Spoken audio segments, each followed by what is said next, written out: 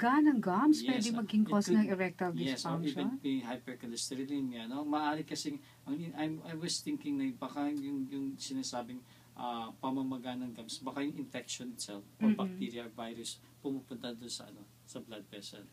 Oo. And then, Ang layo ng pinanggalingan niya, mula yes, ngipin, oo. mula gums. For example, rheumatic heart disease, minsan nagagaling din yan sa dental caries o gingivitis. O kaya yung pagkasira ng kidney, maaaring din galing. O kaya yung sore throat, yung infection, yung bacteria, doon bumababa. Oo. So, paano mo mape-prevent na bumaba yung bacteria na yan? Well, you have to take care of your gums.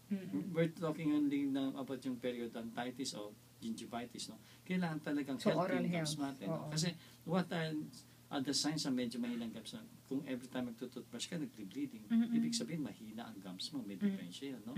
Of course, kung nagpe-pain ka at saka yung minsan yung umuuga yung ngipin, that could be signs ng mahina ang gums. So, yun ang dapat ina-address din, no?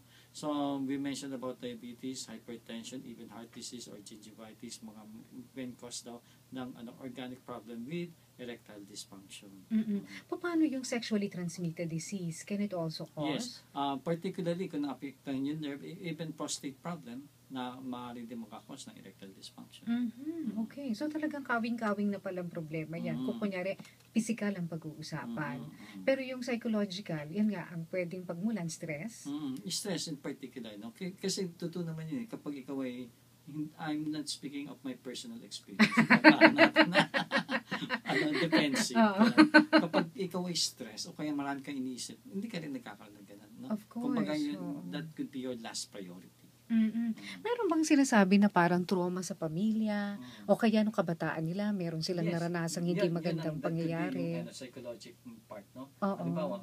Sabihin natin kasi lalaki ang pangit na gamitin natin na-rape, no? Oo. That could be something na pwede rin. Yeah. Diba? Pero I think they use the act of lasciviousness para sa lalaki na rape ang ginagamit. No? Ay, gano'n? Oo. So, it can be something related na sexual harassment or something like that. Ito nangyari ng bata. That can also be a cause ng ng erectile dysfunction. Okay. Pero ang kadalasan tinatanong sa atin, meron bang herbal na panggamot